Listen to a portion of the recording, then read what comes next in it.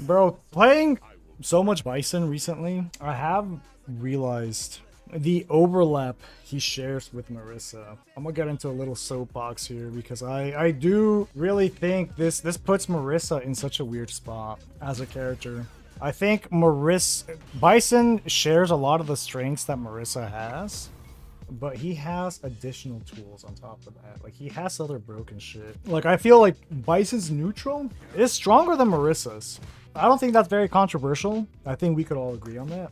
He has better walk speed, right? He moves across the screen faster. His drive rush, look at that shit, man. This is a jump scare. You know, he's got these Unga buttons. He has scissor kick to pressure from further. And on top of that, he has a save YOLO move, right? A fuck neutral move. Marisa doesn't really have a fuck neutral move unless you count Superman Punch. But Superman Punch, I feel like, is the biggest scrub killer because it's very slow. And a lot of people are very good at just perfect parrying it.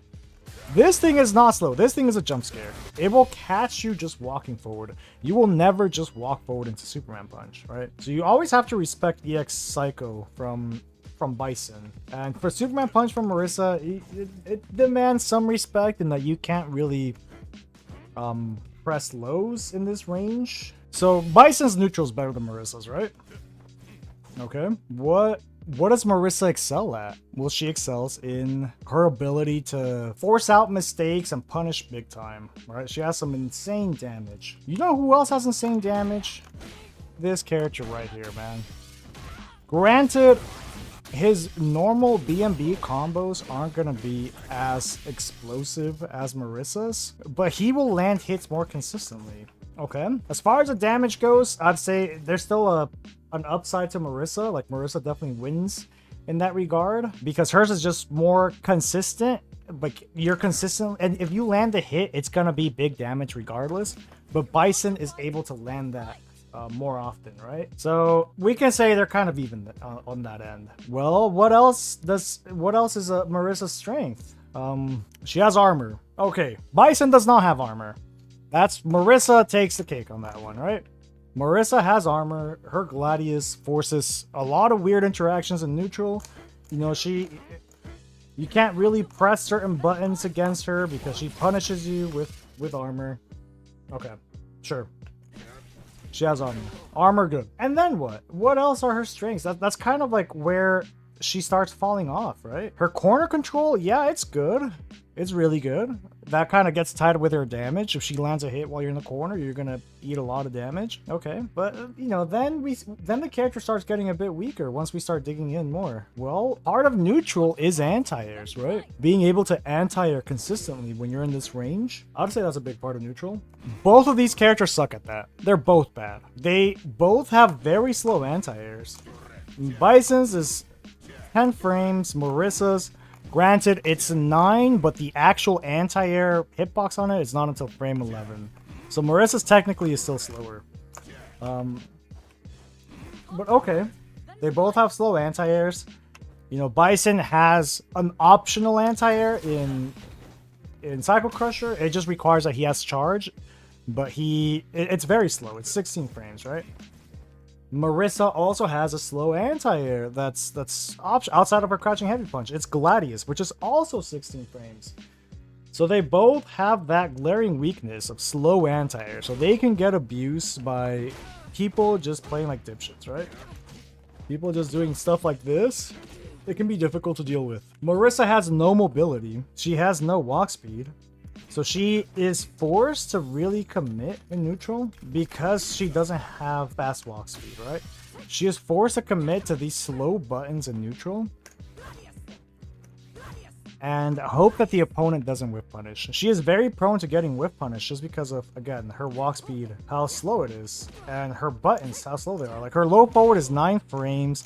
Her standing medium kick poke is 11 frames. Her crouching medium punch is 8 frames, so in general, just slower, right? So your goal with Marisa is to kind of stand here, apply pressure with Gladius, and try to bait out a button or something out of the opponent so you can punish it. Now, if we go back to Bison, he kind of does the same thing. Except he can do it safer, right? He doesn't have to commit to big whip punishable buttons. He can just kind of chill here, walk in and out, throw out stand heavy punch once in a while, and just apply pressure with scissor kick. And that's something Marisa really can't do. She can't apply like safe pressure from special moves outside of Superman punch, which again, like that's just a huge knowledge check. Better players are going to check that consistently. So what if we've explored that both these characters share some weaknesses and they share a lot of strengths, there's this clear overlap, right? And now I haven't even talked about the lack of reversals from both of them. They both get mauled. Absolutely mauled. Since you don't have a DP, you have to rely on perfect parries, you have to rely on taking big gambles, right? You have to crouch check, you have to backdash things. Like you can't do something to bust out of pressure. Now, outside of supers, which this is where Bison really has a huge advantage. He has an invincible level 1 that beats both strikes and throws. Bison's... Bro, this is a 10 frame super. Is 10 frames too slow? I'm sorry, it's not a 3 frame super.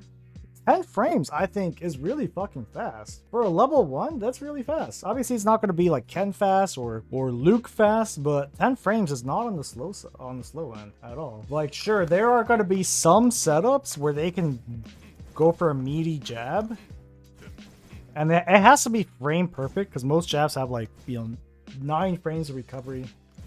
So you have to meaty it perfect in order to block that super. But 10 frames, I mean, coming from Marisa, bro, 10 frames are really fucking fast. You have that level 1 to bust out of pressure. Marisa, in order for her to reversal, she has to spend 2 bars at least. Her level 2 is 9 frames. Really fast. But it gets no Oki. And the damage is good, but that's it. You spend your super to get your opponent off you, and you're kind of reset in neutral, and now what?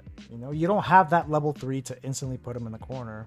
You had to spend 2 bars in order to get out of pressure. So there's this big overlap between both these characters. Now it starts to really get to the nitty gritty. Like, what does one bring to the table that the other one doesn't? And is it worth it, right? I think both of these characters kind of sit in a similar spot where they are very rewarding. They are very dangerous as well. If you commit a mistake versus either one of these characters, there's going to be huge damage and, you know, possibly a steamroll from there. You could lose a round from that. But they lack the consistency that, you know, good reversals and having a DP or a non-super reversal does for you. A good anti-air, I mean, my bad. Like, they lack that consistency.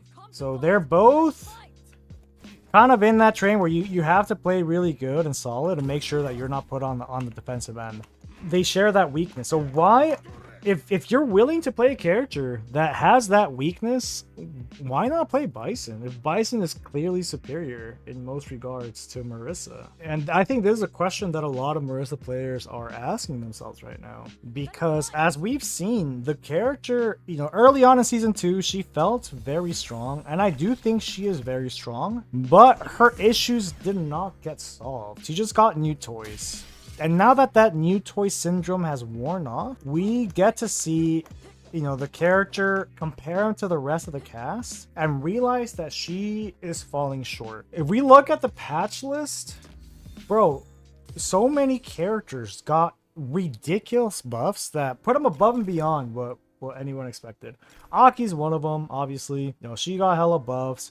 Bro, even Manon. Like, Manon's buffs were actually, like, fairly significant. Lily actually got buffed. She is much better this patch than she was last patch. Geef is the main culprit. Geef 100% overtuned.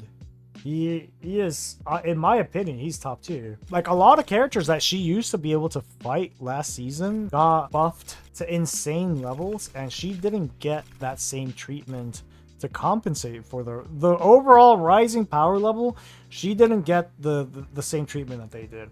On the contrary, she received nerfs. She did get some really juicy buffs as well, but, you know, they kind of canceled each other out. And now she's kind of in the same spot. It's as if they never changed anything about her when everyone else gets new toys. It's rough. I think Marissa's a rough character this season. She is still very viable, don't get me wrong. I will still be playing Marisa, but I'm gonna try to shy away from solo Marisa. I don't think solo Marisa can do it this season. She has way too many hard matchups. If there are characters like Ed, Geef, I mean Geef gives her trouble now too, man. Like that's how bad it's gotten. Like there are definitely characters that she is gonna struggle with regardless, and now it's a lot more difficult to play against matchups that were very winnable for her because those characters got significant buffs. So I think if you're playing Marisa right now competitively, I'm not talking about just sitting at home and fucking, you know, sitting on your couch on your 72-inch TV and playing Marisa and doing Superman Punch full screen. You do you, bro. You don't have to do shit. Like, you just keep enjoying King. I'm talking about those sweats that will spend money to travel and play in tournaments. Solo Marisa is gonna be rough. It's possible, but it's gonna be rough. You're gonna need a lot of luck, a lot of bracket luck, and you're gonna need to be playing absolutely perfect. I think if you really want to make it work, you do need a secondary. You need a character to cover a lot of those matchups. I think Marisa does fantastic in a lot of prevalent matchups. I think she still beats Guile. She still does decent against Geef. I don't think it's a winning matchup anymore, but it's, you know, she doesn't get smoked. That's something, I guess. I think she still does good against Shotos.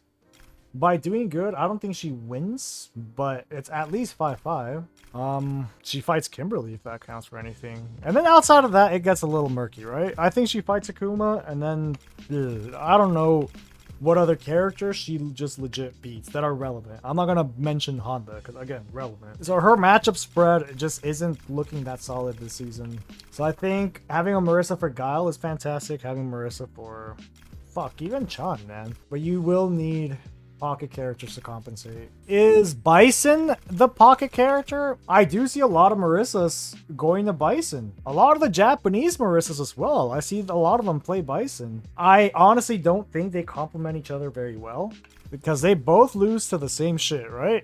They both have slow anti-air, and they don't have reversals, so they have that overlap. You know, they're gonna play matchups differently. Bison's gonna do better in some matchups where Marisa struggles in, and vice versa. But it's not like a direct, like a good secondary. He's not gonna cover the weaknesses. I think Bison's just a superior version of Marisa at this point. That's my take on it, man. Hers to say, because I really like Marisa. I wanted to just solo play her this season, but I don't think that's gonna be possible. I think I'm gonna need multiple characters